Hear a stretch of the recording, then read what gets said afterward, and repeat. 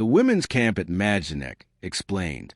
In October 1942, the Nazi concentration camp Majdanek created a separate women's camp, known as the Frauenkonzentrationslager, or FKL. The first women arrived on October 1st, 1942.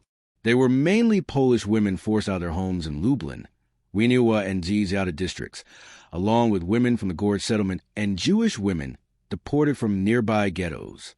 From the moment they arrived, the women faced the same brutal admission process as male prisoners. Their clothes and belongings were taken, their personal data was recorded, and they were assigned prisoner numbers meant to erase their identities.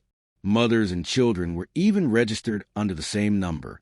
But for female prisoners, the process was especially traumatic. They were forced to undress in front of SS men during the bathing and disinfection stage.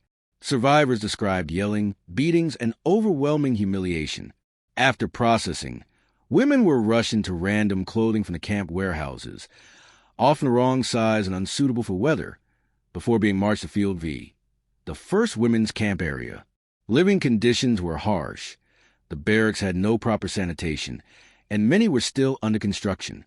One survivor, Janina Rouse, recalled being forced from her home at dawn as German soldiers surrounded her neighborhood. Families were threatened with execution if they refused to leave. Loaded onto trucks and taken to Majdanek, Janina remembered seeing her husband across the barbed wire, men in striped uniforms in Field 4, women in Field V, separated but painfully close. Just a week after the women arrived, on October 7, 1942, the first female SS overseers, trained at Ravensbrück, came to Majdanek.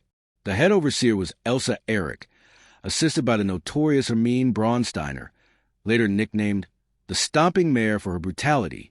Together, they controlled roll calls, labor assignments, punishment, and all administrative records of the women's camp.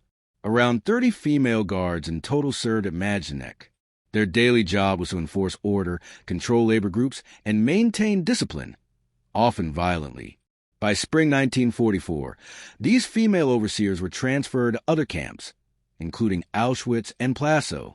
The story of the women's camp at Majdanek reveals the cruelty, humiliation, and fear imposed on thousands of women imprisoned there, but also their resilience, their testimonies, and their will to survive.